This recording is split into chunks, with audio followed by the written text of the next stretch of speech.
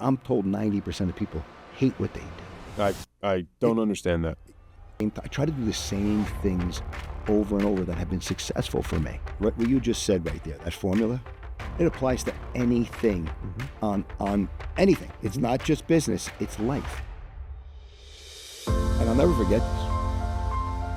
He literally said, I'm on the phone with him. I remember, I was in my bathroom. I just took a shower. I'm on the phone with him. And I remember talking, and I'm like, I know. And I told him, I told him what I want. He goes, Neek. I go, Neek, who's Neek? He goes, Dominique. I went, wait. I'm going to finish that for you. Wilkins, the human highlight reel? He goes, yes. He goes, I'm going to get him on the phone right now. I go, bullshit, you're getting him on the phone. I need 2 weeks to prepare for that conversation, right? He goes, hold on, Ammo. I go, Darren, don't you effing hold on. Meet my buddy Ammo. I said, son of a bitch. I was like dumbfounded, right? I'm speaking of Dominique Wilkins, right? The legend, the Hall of Fame legend, right?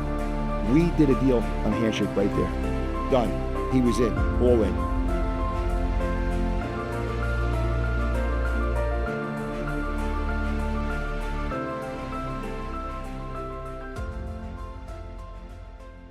Welcome to the show, Ammo. So happy to be here, man. I was looking forward to this for weeks. I know. I mean, what's crazy that this is the first time we've hung out in person, because when we jumped on a Zoom, we were supposed to be like 30 minutes, and I think we both canceled like 8 meetings, and it was 2.5 hours. Literally. I mean, it literally happened like that. Literally. And I had some important meetings that I was like trying to close deals on. Yeah. And I'm like, I love this guy, man. We just had such a natural flow, right? 2 hours. I just loved everything you were saying, your perspective and your story, and that is why I basically said, you have to come to San Diego, come on my show. My audience needs to learn from you. And you already are doing it, but more people need to understand, because you have shown success in a very unconventional way, but in the conventional world. And for a lot of people who are struggling to figure out, how can I navigate and grow? Sometimes you got to kick doors down and hustle your way through, and you're a living example of that. And so I'm just excited to pour into this and get your story out. You know, the expression, you got to be in it to win it. Yes. You know what I mean? Yes. Like when we were looking at your intro, your demo, like you said, you just do it. Yep. Just don't, analysis paralysis, just go do it. Yeah, experience is overrated. Experience is overrated. That's going in the annals of the Ammo book. Yes. I've learned more expressions over the last 2-3 days that are going into my repertoire. Well, I'll give you the full line. Experience is the most overrated prerequisite for being successul. I love it. People are like, I need experience first. No, you don't. You need to do it. It's the truth, right? Right. It's like, it's a perfect example. I was talking to Andrew, he's like, I said, I just hired a PR guy, yeah. And he's doing everything. He asked me what his job title was. And I said to Andrew, he's not getting your title. I said, but he's a... Andrew's his chief pain in the ass. Just kidding, Andrew. I love you. And, I said, you got to earn these things. But I feel like I've learned so much, and it's just on a podcast the other day, and with Bradley. Yeah, sure. Love Brad. And he's awesome. And he was saying, he's like, Ammo,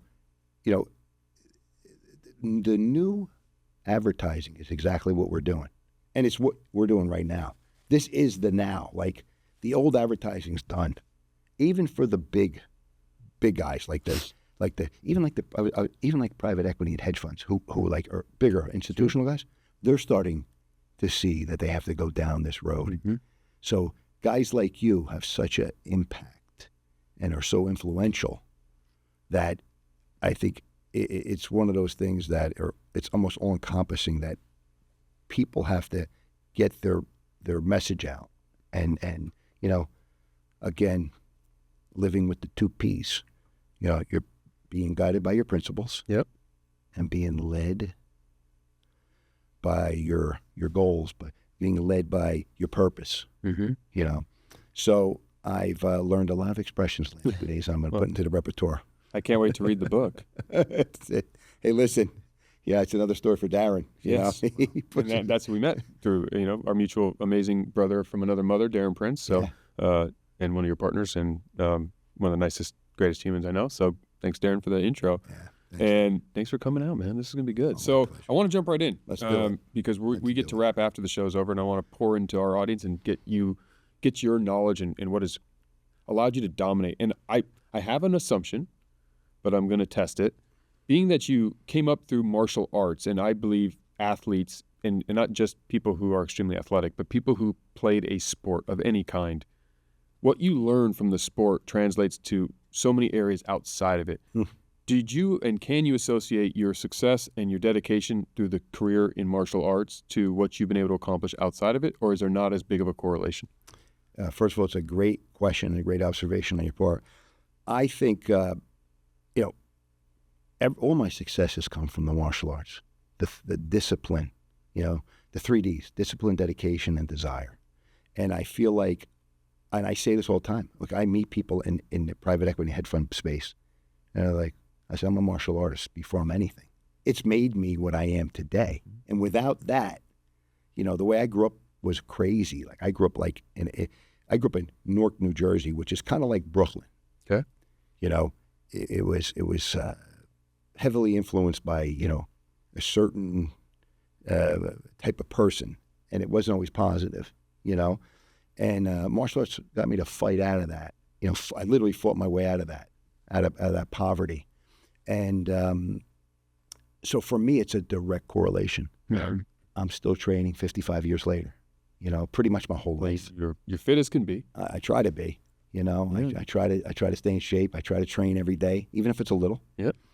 And I'm a martial artist before I'm anything, Jeff, but it's people like, oh, that's your passion. No, that's my lifestyle. I'm passionate about finance, entrepreneurs, people that influence. I'm passionate about that. What is the difference between passion and lifestyle? Like, how do you view those two words? You use them differently. Very different. So lifestyle is, I wake up and I'm doing certain things that are my lifestyle. Wake up early every day. Try to get up 4:45 every day, okay. Right? I try to meditate, stretch. I eat the same thing every I eat my vitamins, my your Everbowl. First, my Everbowl every morning. Yep. Okay. Get my macros in, and then I train. And then I start, I have a routine. I start studying. I do my work. I have a lot of research to do, companies that we want to acquire. And,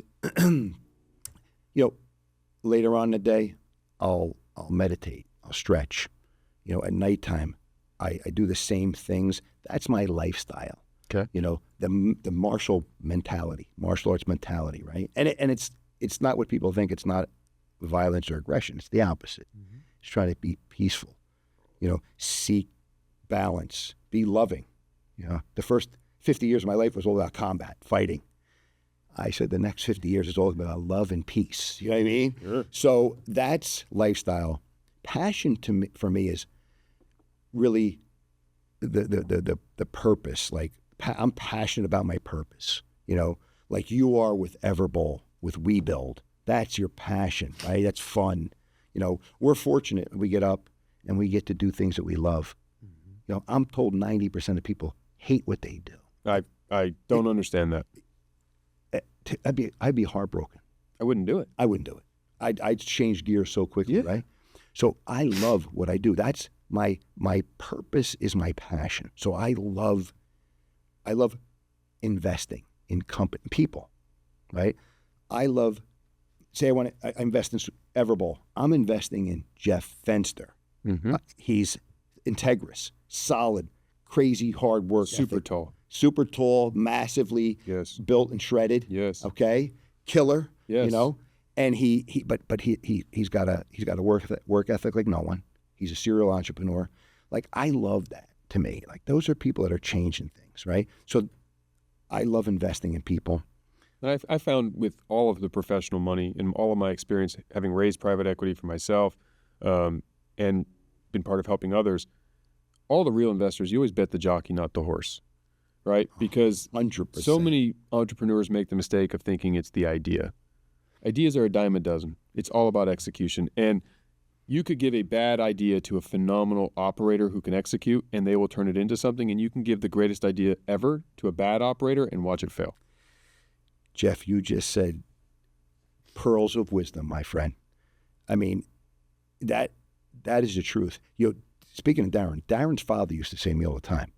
He's like, Amo, you know, it's 90% action, 10% business process. Yep. He goes, just do it. You know, he used to say this 30 years ago, just do it. And Nike.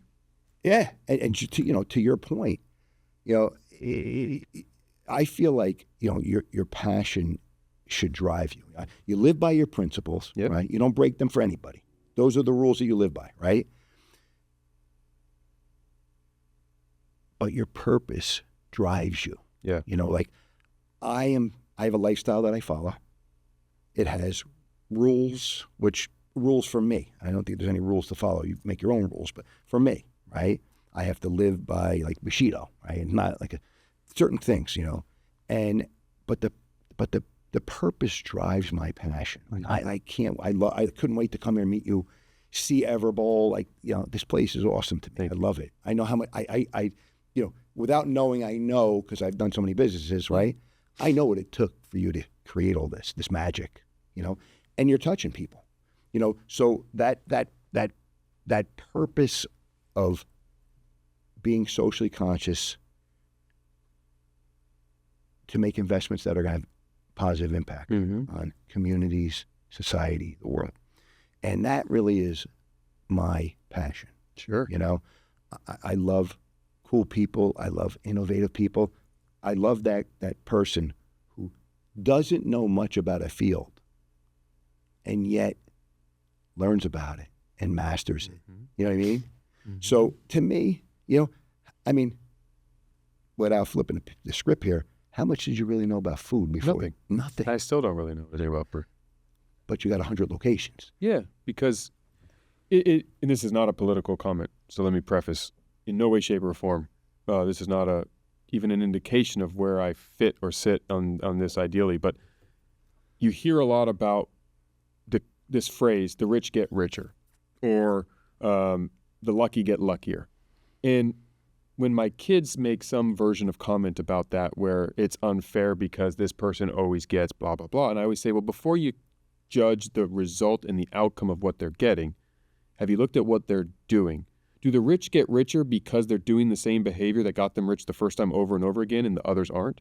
Is the person who we are saying is lucky getting lucky again and again because they're lucky, or are they doing a certain behavior that is allowing this luck to hit them again and again and again? And am I potentially doing something that is preventing the wealth, the luck, the opportunity, the enjoyment, the love, the et cetera? Pick, it doesn't have to be business and money. Pick your thing. I have found that it is a formula repeated over time creates the constant results that people who get the same thing or the same outcome over and over again. If I've been in 5 bad relationships, what am I doing either on my selection or my behavior to create that? 100%. Right? It's not as complicated or as random as we make it out to be. And I'm a student. Like, I love to learn about, this is what the show's about. I want to learn what makes Ammo successful and tick. Because if I can steal a nugget from Ammo and deploy it through my world, I get some of your success in whatever area I want to go deeper. And hearing and observing, that's why I love having these conversations. That's the whole spirit of my show, because you're hitting on it, right? It's not an idea. It's not a business plan. Mike Tyson said it best. Everyone has a plan till you get punched in the face. That's why martial arts is so unique, because you are trained to fight your way out of bad situations. That's what entrepreneurship is. That's what life is. Man, I couldn't have said it. I'm going to bring you to the dojos. You're going to get the honorary black belt for that, brother, because yes, we're going to get. We don't give many out, but Jeff might be getting I ain't one. fighting any of your black belts, but I'll wear the belt. And it'll be It's black. honorary. You know, you said a mouthful, because everything for me equates to martial arts, right? So I'll give you an analogy. There's a thing called kata. Yep. K-A-T-A, right? They're forms, prearranged movements, right? It's like a dance, but it's combat. You do that over and over and over again, right? Not because you want to fight somebody, because it teaches you how to focus, how to breathe right, how to keep your intention in the right direction, how to make your movement perfect, correct? It's a perfect analogy or example of what you said about the rich doing the same thing over and over. What did I tell you? Every day I try to get up at 4:45 Every day I try to have my Everbowl. Every day I try to eat my vitamins, train at the same time. I try to do the same things over and over that have been successful for me. And for me, it's martial arts based because that's laid the foundation for all of my successes, right? So I feel like, you know, the martial arts, when I went to Japan to fight, I was going to school. I was going to Rutgers playing football. I had a scholarship to play football. I got injured. I decided that my dream's going to come true. I'm going to become a martial artist on the next level, right? Despite what my father wanted, right? He wanted to kill me, wanted to shoot me. And I went and I was in love with the culture, which is very strange because I didn't grow up in that kind of culture at all. But I would wear like Chinese and Japanese clothes when I was a little kid. It was just, I was different. But when I went there, I learned so much about people because it was not just Japanese. The style that I studied at the time called Kyokushinkai was one of the biggest organizations under the tutelage of one guy named Masoyama. And we called him Sosai. He was an incredible human being. He had, at the time, like 13 million students in 1993. Wow. Before really the internet, right? Before social media. And, you know, I learned a lot about that, about how to impact people. And I had all these great role models and personalities around me. And I learned a lot about people and diversity and everybody's opinion had relevance. And I loved fighting. I knew that there's only so long I could fight for, right? I used to beat the hell out of my body. We used to train like 6-8 hours a day. So when I wanted to figure out what I was going to do after that, I talked to my best friend, Steve Goldman. I'm like, Steve, what am I doing? He goes, we're going to become traders, right? And so he says, we're going to be traders. And I'm like, okay, we're going to be traders, right? Did you even know what a trader was at the time? I did. I knew what a trader was, but not extensively. I just had an idea, just what we saw, on TV. And you just said, okay. I'm like, you know what, Steve? Let's do it. He was brilliant. Steve was brilliant. So I said, so we started trading and we put some money together. We wound up making like 50 grand, purely luck. As far as I was saying, purely luck. Right? Over what duration of time? Like 6 months. Okay. We were trading options. And long story short, I'm like, I love this, And when I came back, it was about 3 years. When I came back, I had no connections other than him. He was just getting his first job at like Dean Witter Reynolds back then. It was 100 years ago, dating myself.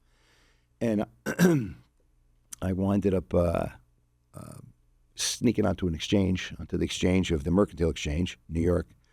And it's a crazy story. Again, nothing conventional. I was telling you earlier. Snuck on, so a friend of mine got me a job, and I started learning about trading, in the pits, in the trenches. And I knew that, my martial arts foundation was critical. And I put together a resume because I didn't want to stay on the floor.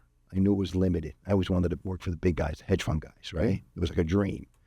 So I put together my resume, and I remember I sent it to a company called, what was it called?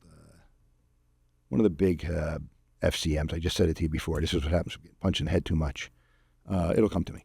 So I put my resume in, Revco, the largest FCM, Futures Commission Merchant in the world at the time, to this guy, Peter Stern. He interviewed me. And I remember him looking at my resume. He goes, you do martial arts? I said, yeah. He goes, how long have you been doing it? I was like 20 or 21. I said, well, I've been doing this since like 7. He's like, you got 14 years into this. I go, yeah. He goes, tell me about that. So I told him about my experience in Japan. I was a world champion, I went undefeated, all this stuff. And he's like, when can you start? And I'll never forget that feeling I got. It actually hit me like a bomb. I was like, my martial arts just got me this job, right? He didn't care about my degree from Rutgers, economics. He's like, when can you start?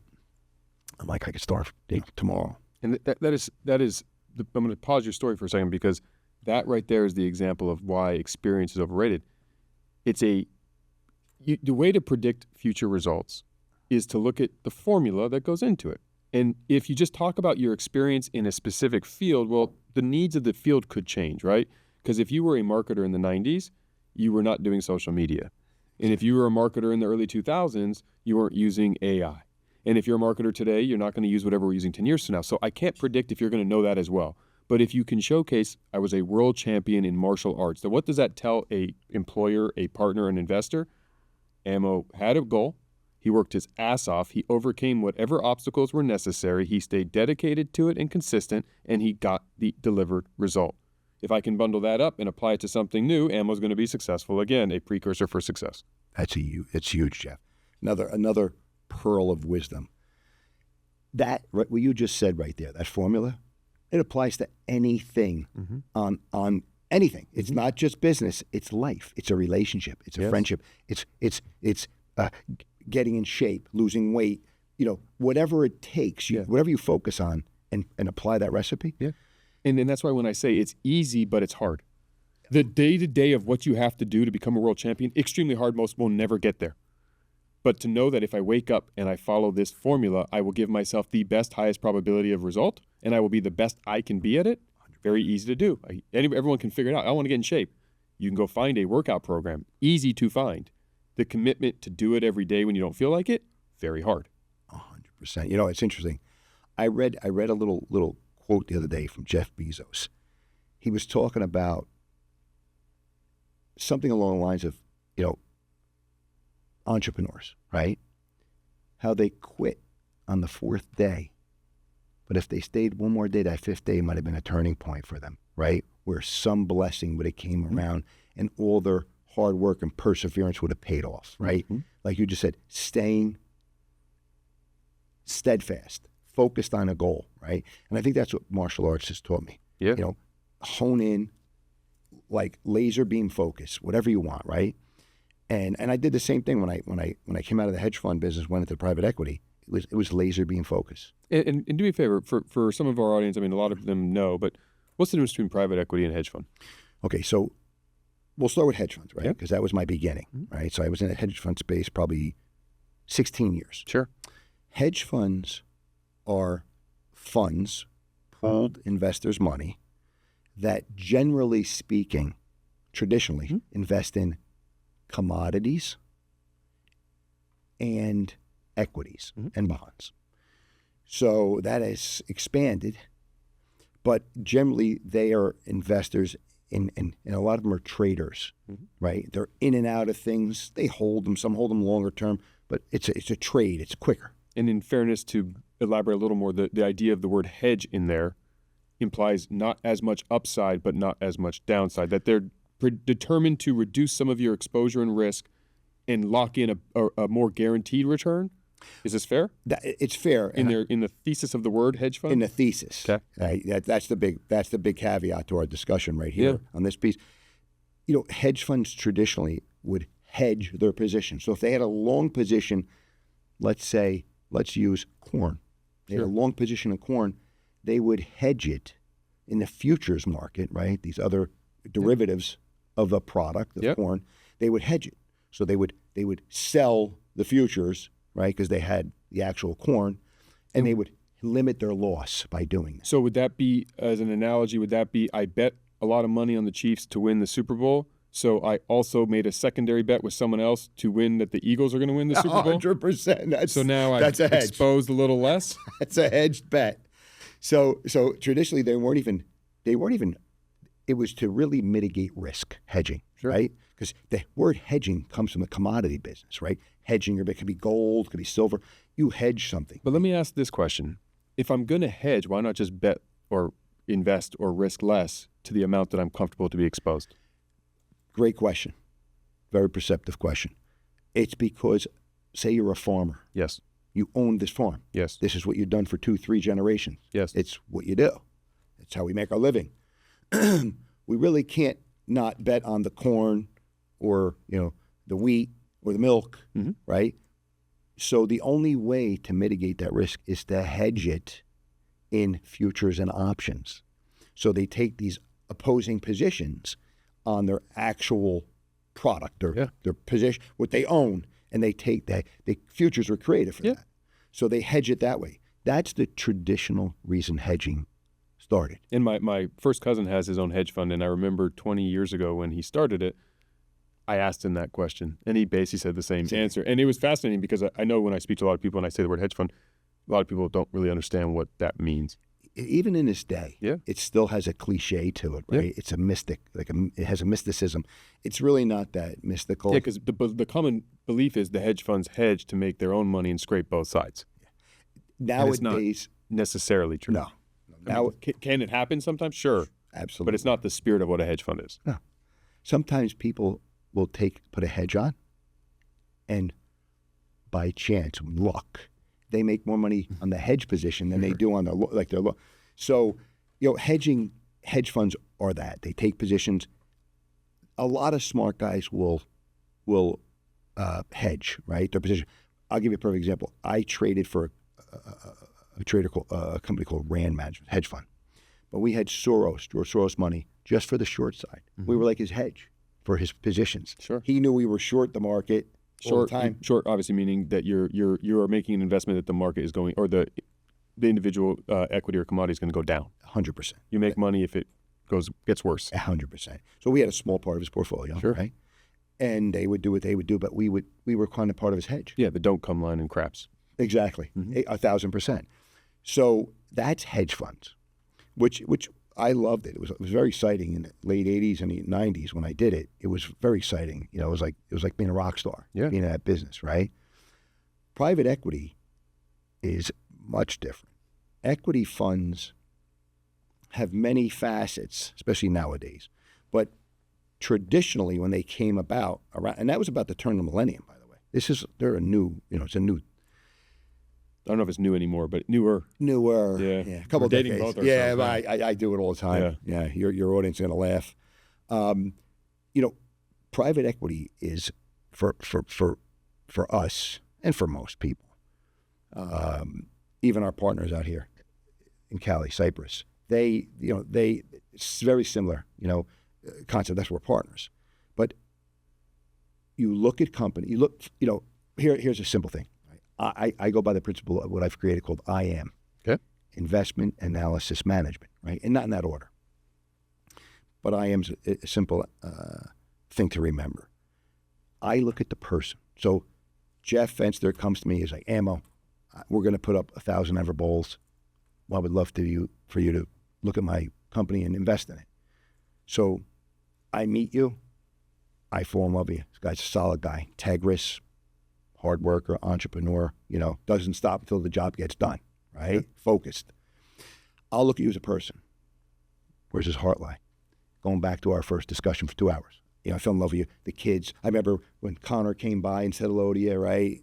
And my special needs adopted son, he came and said hello to Jeff. I was talking to him, and and the reason I fell in love with Jeff, everything was family. All he did was talk about his family, his kids, his wife, and I love that. It shows your foundation, what's important to you, right? Mm-hmm. So the person, right, where their heart lies. And then I look at the purpose, right? You're purpose-driven. I love the food industry. I don't want to get off topic, but I love the food industry. I feel like for me, that's an impact-driven business.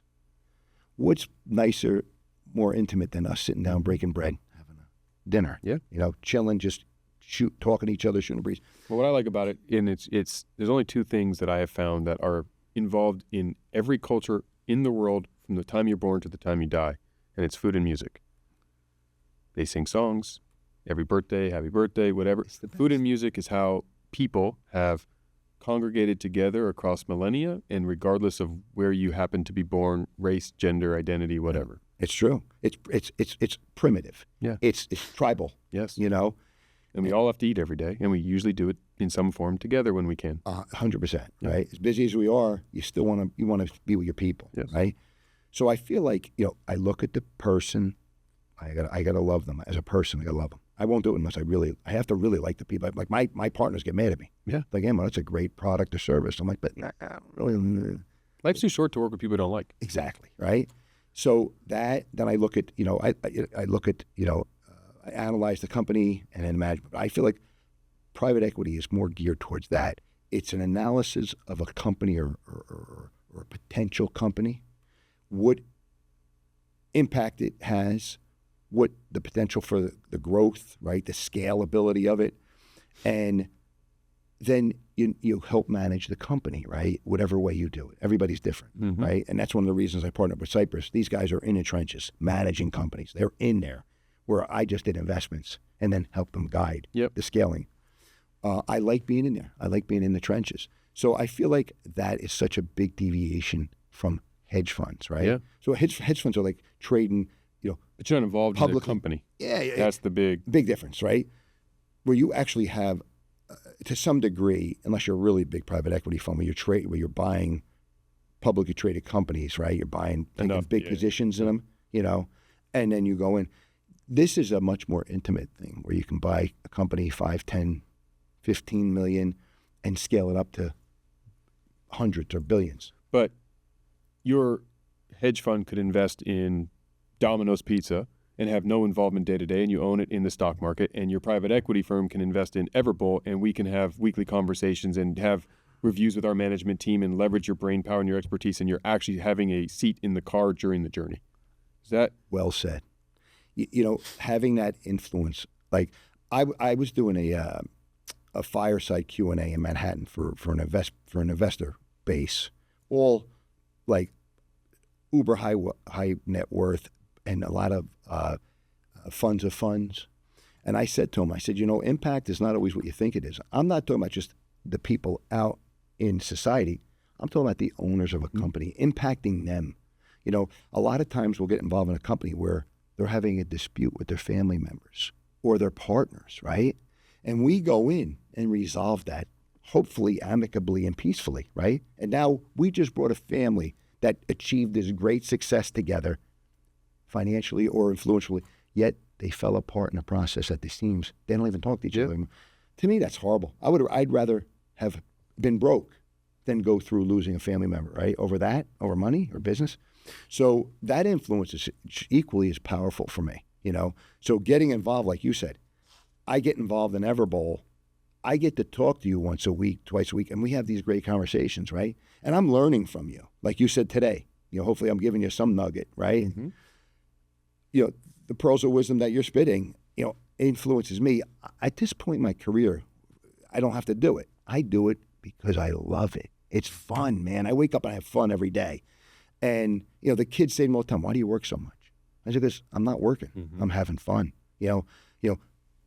Perfect example is our conversation. That was a pleasantly unexpected moment, right? Yes. Where I know you blew off meetings. I mean, you don't have time for, to sneeze. And we spent 2 hours on the phone, and that's it's an honor and a joy for me. So vice versa. Thank you. I appreciate that. And I know it is the case. So, private equity and hedge funds are very different. They have the same objective, is to yield the greatest return for their investors, right? Sure. And that is the objective. But ours is an impact-driven fund. The legacy fund. Yeah, the legacy fund is an impact-driven fund where I will only invest in things that have a positive influence and impact on community societies, owners. Yeah, and look, you have I know all of your partners, Darren Prince, Hall of Fame Dominique Wilkins, and former initial early shark Kevin Harrington. That's I haven't seen Kevin in years. Dominique, I only get to see sporadically, and Darren is one of the best humans I know. So I love the dynamic foursome that you guys have at the top. And I don't know all of your other partners, but I know those four. And I know where all of you are in your careers, and you are all about impact. Oh, yes. Because I don't know if even Kevin remembers this, but I met Kevin 7-8 years ago, and I met him for 5 minutes in a hotel lobby, and it was random. And he learned about something I was doing and offered and flew me. Well, I paid my own dime, but he invited me to New York to one of his big it's kind of like a warehouse where they do a lot of fulfillment, and offered to help me figure out fulfillment. And mind you, he didn't have an investment in my business. It was just about helping somebody. And that was my first meeting ever with Kevin. And from there, I loved him. You know, he does remember that, because I told him I was going to come to your show, and he's like, make sure you tell Jeff I send my regards. Yes. You know, he you know, it's interesting. I'm glad you mentioned my partners, because I really love them. Like, they're very unique, and they're at the, you know, top of their skill. Like, they're at the top of their level. Like, they've achieved exceptional success. And I'm not just talking about financial. Mm-hmm. They're at the top of the echelon of what they do. And, you know, when I said to Darren, now Darren and I have been trying to do business for, I've known Darren close to 30 years, probably since 95 or 96, so about 30 years. I've always said we have to do something together. We have to do something together. And 2 years ago, we started talking about this again, and we were banging different ideas around. And it hit me. I'm like, you know, we're going to do a fund, but it's going to be different. The people involved are not going to be finance people per se. Mm-hmm. I said, and we're going to have a different reach, a different breadth and scope of our fund. It's going to be different. And when I said, here's the recipe, get me the ingredients. And I'll never forget this. He literally says, I'm on the phone with him. I remember, I was in my bathroom. I just took a shower. I'm on the phone with him. And I remember talking to him, and I'm like, I know, and I told him what I wanted. He goes, Neek. I go, Neek, who's Neek? He goes, Dominique. I went, wait. I'm going to finish that for you. Wilkins, the human highlight reel? He goes, yes. He goes, I'm going to get him on the phone right now. I go, bullshit, you're getting him on the phone. I need 2 weeks to prepare for that conversation, right? Yeah. He goes, hold on, Ammo. I go, Darren, don't you effing, all that. Neek, meet my buddy Ammo. Mm-hmm. I said, son of a bitch. I was like dumbfounded, right? I'm speaking of Dominique Wilkins, right? The legend, the Hall of Fame legend, right? And let me tell you, man, it was a phenomenal conversation. We talked for like an hour. And he called Neek up on a whim, you know? We did a deal on a handshake right there. Done. He was in, all in. And as far as, you know, the other piece of the pie was someone like Kevin Harrington. You know, I said, I need someone who's very entrepreneurial, who is, you know, interesting. Like I said with Dominique, like I need a guy who was a professional player, ex-professional player, but still in the trenches doing his thing, right? It's when he said Neek. You know, he's still a VP of the Hawks, and he's still in there with, you know, with all his boys and the players. And so Neek was the first to come on. And then he mentioned Kevin. He goes, Ammo, no one's more of a serial entrepreneur than Kevin. Nobody. I go, Kevin Harrington with Celsius? Kevin Harrington, the shark? He's like, yeah. Darren refers to him as the original OG shark. Yep. He was the first shark, right? So when he came on board, I mean, the stories are hysterical. I mean, I was trying to get Kevin on board for like 2 weeks, and I'll never forget these. This was so much fun. I remember we were down in St. Pete's, Florida, where Kevin's from, and he didn't sign the contract for the deal, and we were having dinner, and I'll never forget that. We were having dinner at a steakhouse. They were having dinner. I came in late. I was coming from like Tampa or something, and I hit traffic. I was late. I walked in. I had the contract in my hand. I slammed it down in front of Kevin. I go, sign this right now. And he signed it right there. I gave him a hug and a kiss. But it was great. And Darren has been, you know, a dear friend. Darren is a spiritual brother. I mean, literally, I love Darren like a brother. I would do anything for him. You know, his mom just passed. May she rest in peace. And, you know, I was there every step of the way from him like he would be for me.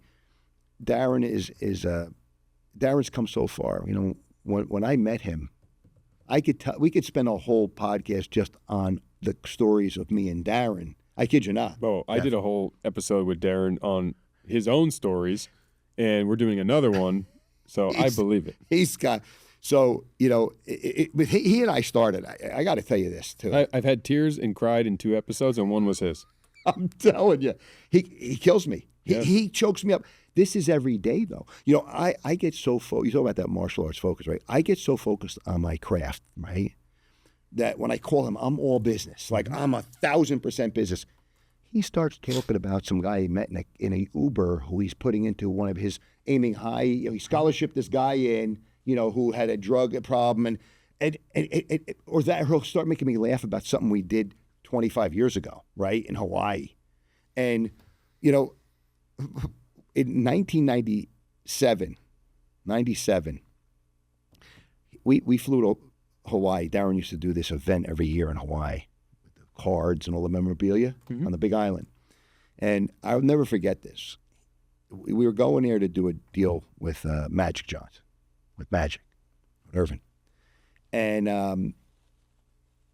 I had the privilege and the honor to meet him at the time. It was like a pivotal time when, you know, he came public with his HIV and all that, right? So he was in a stage where he's phasing out of professional sports, you know, and I know what that's like, right?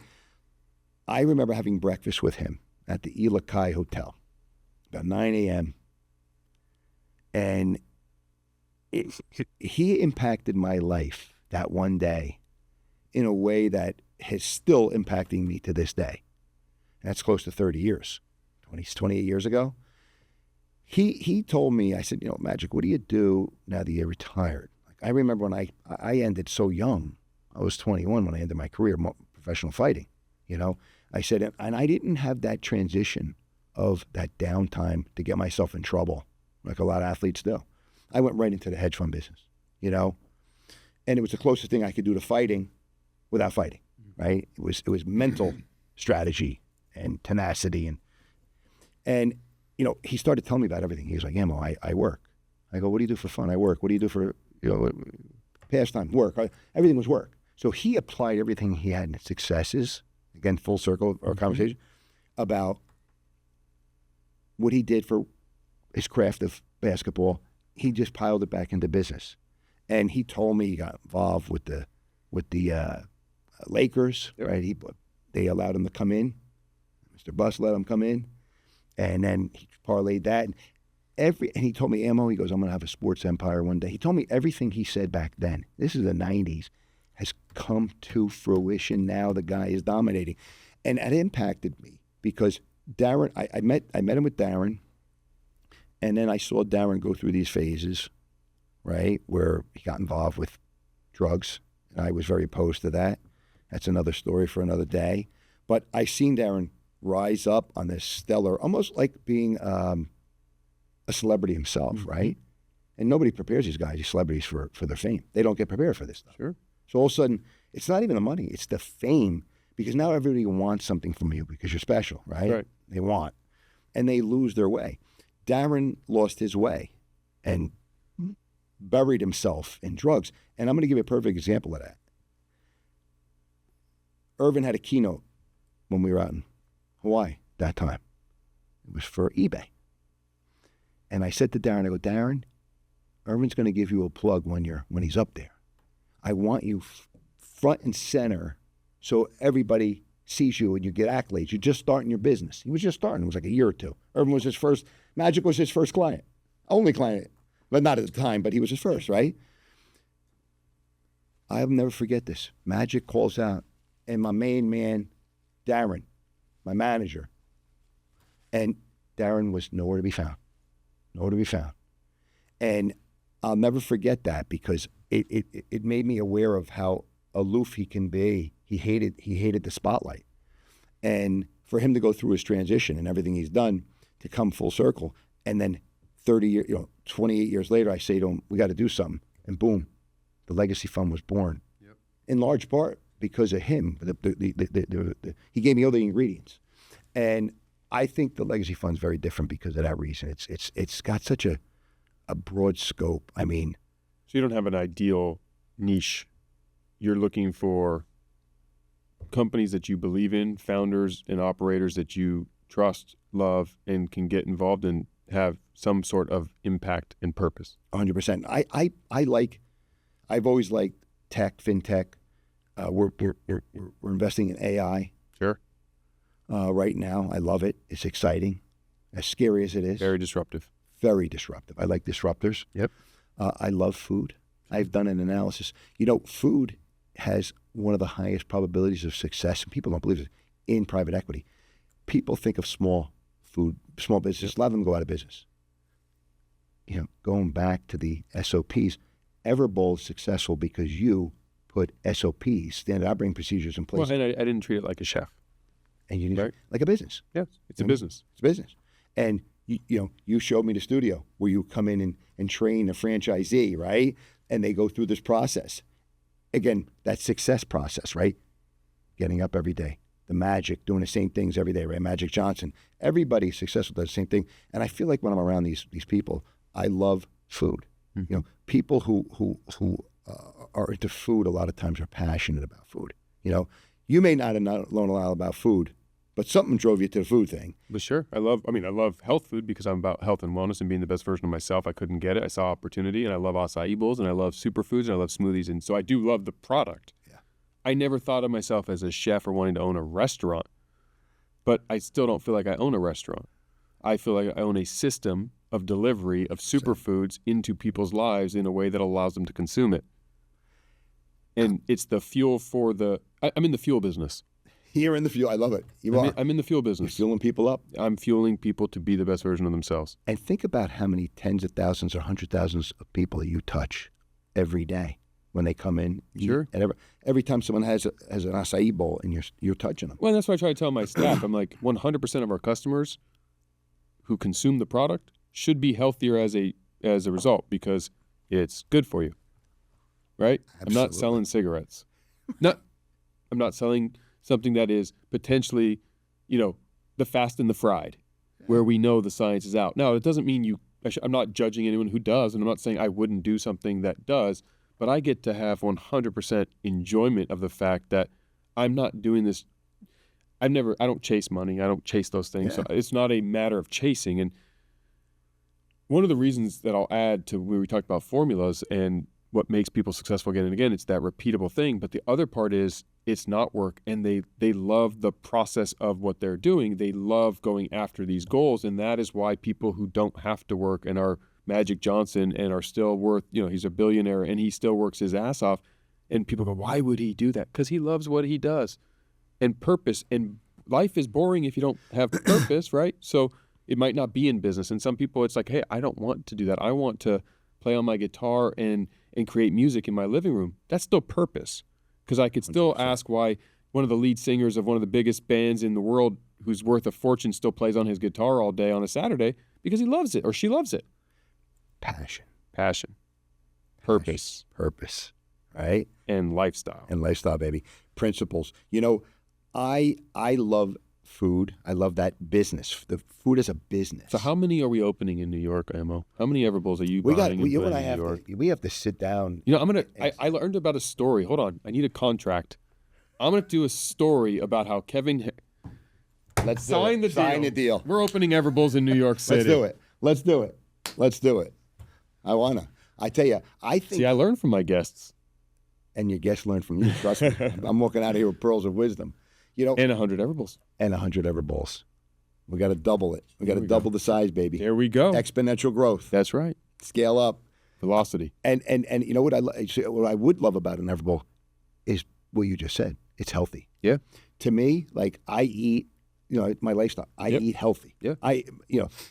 Erica thinks I'm crazy. I eat only organic food. Like 90% of my foods are organic because you have to in our country, unfortunately. Mm-hmm. They allow a lot of chemicals in our food. Mm-hmm. Where in Europe, they don't. They ban a lot of stuff. I don't know why we allow it. I hate to say it's profit, but it is. For people listening who are interested in needing some capital, looking for investments, and might be good fit, how do they get involved with? Because a lot of entrepreneurs or business owners don't know how to find private equity. They don't know how to. True. So how would they get in front of someone like yourself, or you specifically? Like, how do you curate your leads?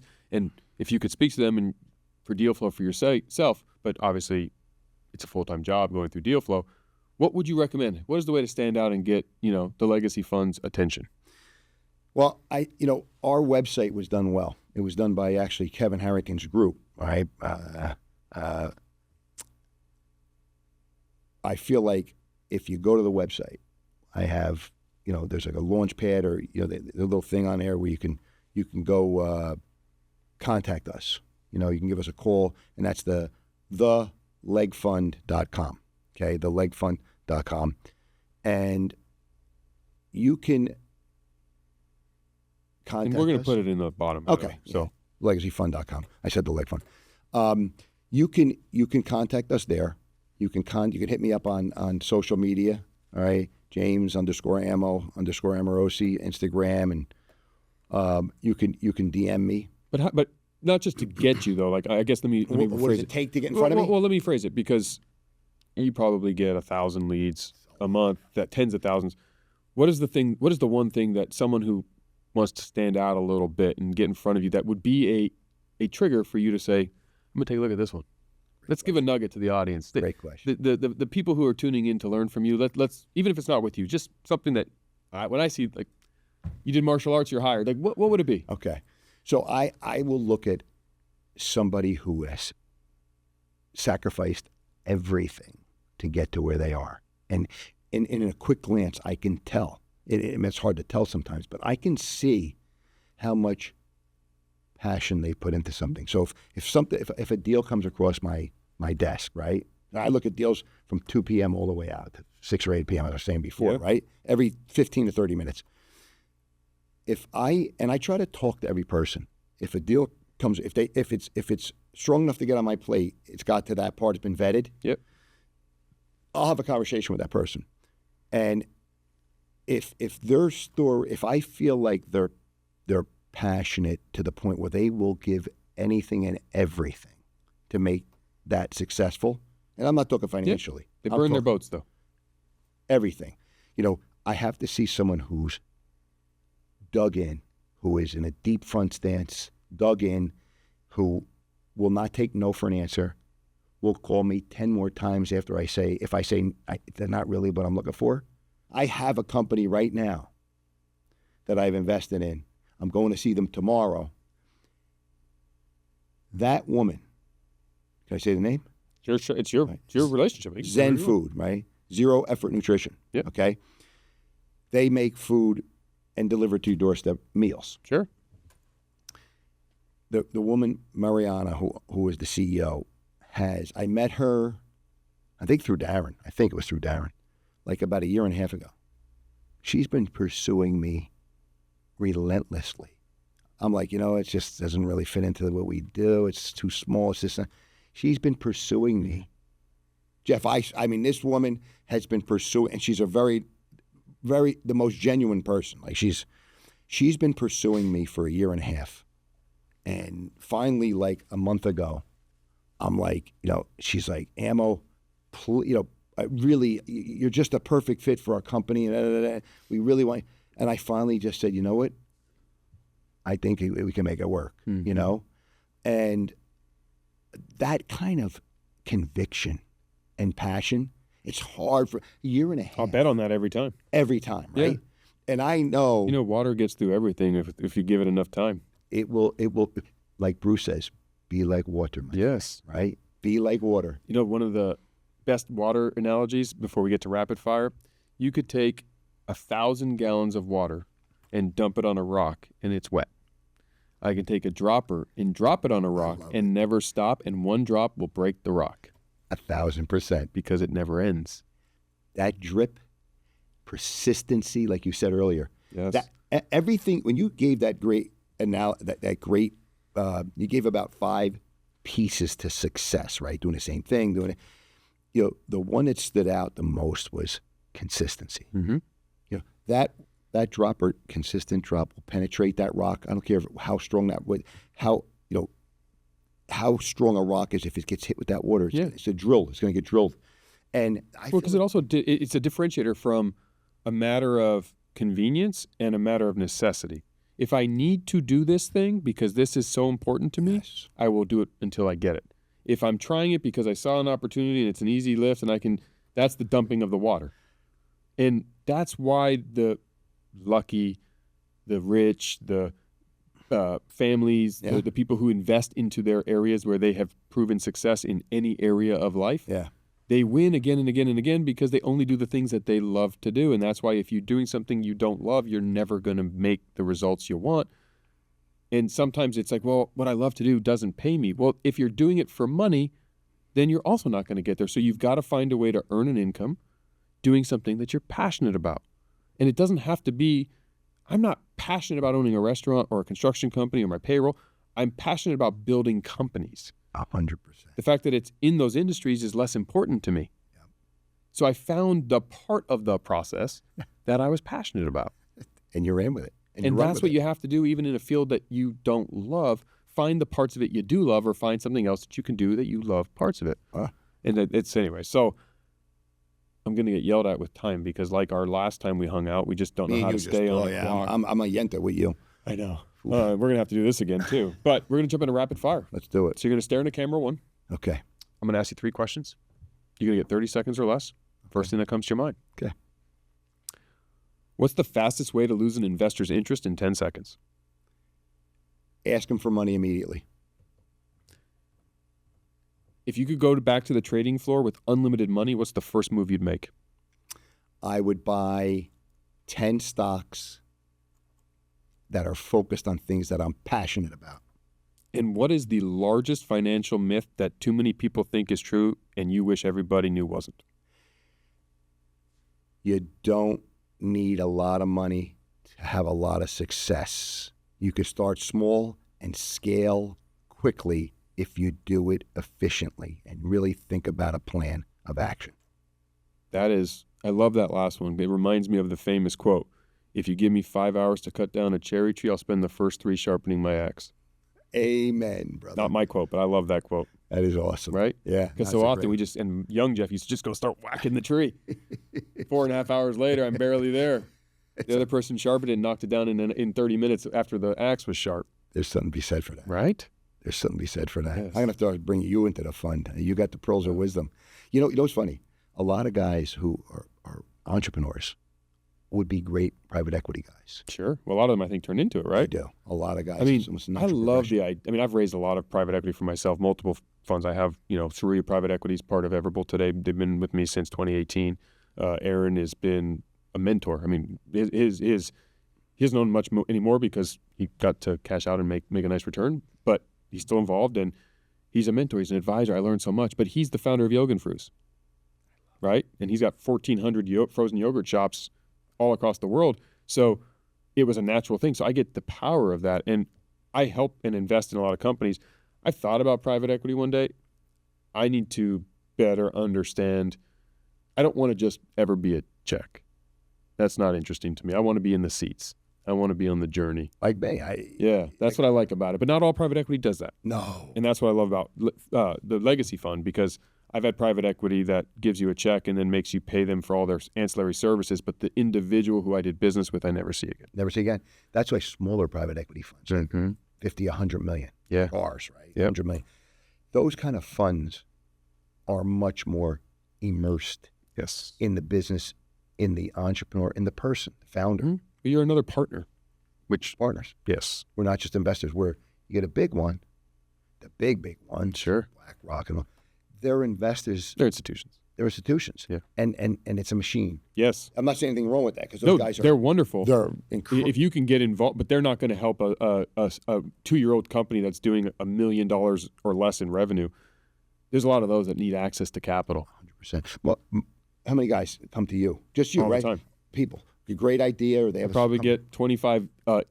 Hey, can I show you a deal? Do you invest? Will you a week? And I'm not a private equity. Yeah, but you look at a deal flow all the time. Yes. You know what I mean? Like it comes by your plate, and you're like, You're not going to not look at it. of course, it could be a thing that it changes things, right? 100%. It can be an outlier. It could be it could be that one. Yes. And I think so many guys like yourself who are serial entrepreneurs, who know how to build systems. I think they're equally as influential and powerful as like private equity funds. Sure. You know what I mean? Because they're in the trenches. It's almost the same thing, just one's a professional organization, a private equity fund. There's a standard and prestige of having that term, private equity, and then there's individuals who just invest. And, we're more pain in the ass investors. You guys are professional investors. Well, it's one of those things where, again, you have to be passionate about investing money. Of course. Right? And one of the things maybe next time we get together, we talk about like being given the other side of it, the philanthropic piece. Oh my Right. gosh, and I'm bummed because I looked at the clock and I'm getting yelled at because I wanted to get into. You do so much on that side, and I'm going to ask you to do me a favor, and Andrew's going to kill me, but when we're done, I want you to just spend a couple minutes, and we're going to figure out how to put this in, because Okay. that's the main reason I loved you so much was your philanthropic side. Likewise. When we got into what you've done in the I'm going to say martial arts, but in the philanthropic side of martial arts, and how you've done that with youth, how you've done it with Dominique Wilkins and the literacy, even more recently. Snap. Snap, sensational as well, that I love. which helps the inner city. Snap, obviously, is it just children, or is it everybody with? It's mostly the sensational is mostly for youth, youth up to like 17, 18 years Yes. old, 19. But it was initially created For youth. Yeah, for youth Yeah, in inner city. Right, which is like bringing others up, because the one thing that enough successful people don't share, in my experience, but when I get to talk to them, I learn is we all are where we are because people helped us. This whole idea of self-made is so nonsense to me. There might be an example that you can show me, but 99.9% of anyone who has achieved anything of greatness has been helped along the way. Someone has reached down and picked them up and invested either their time, energy, love, and knowledge into them in some capacity.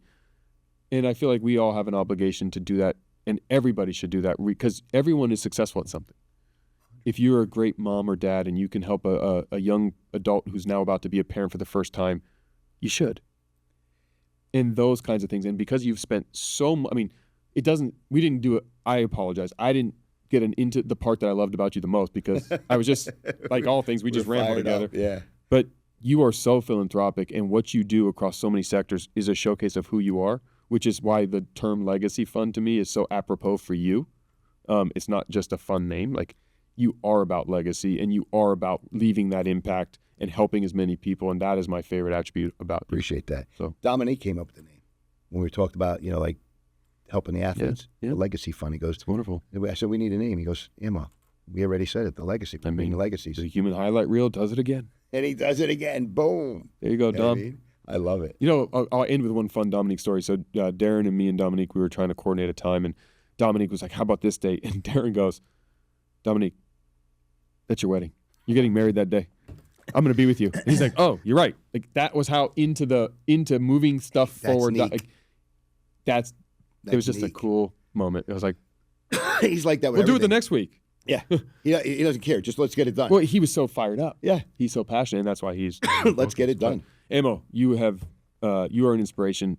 Everyone should start to get more involved in what you're doing, learn more about you. Appreciate We're gonna, even if it's a second episode, we're gonna get into all of your philanthropic side, because not only do I want to contribute, but when the people see what you're doing and how you're helping, it's gonna fire them up. We all need to do more and help more. Mm-hmm.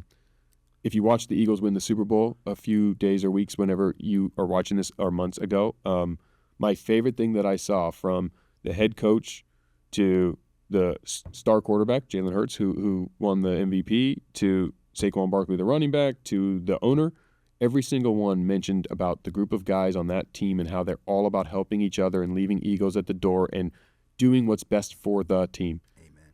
And that is so powerful, and they dominated the Chiefs like nobody expected. Domination. And that, to me, was because the guys, 11 on each side, worked as one. So anyway, my favorite attribute about you, thank you for coming on the show. Pleasure. This has been awesome. Yeah, I enjoyed it. Thank you so much.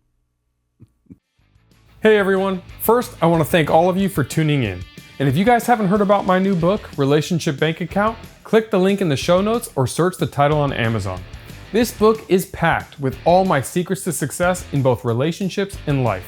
Make sure to pick up a copy, and if the book helps you on your journey, let us know by leaving a review. I appreciate all of you and can't wait to see you on the next one.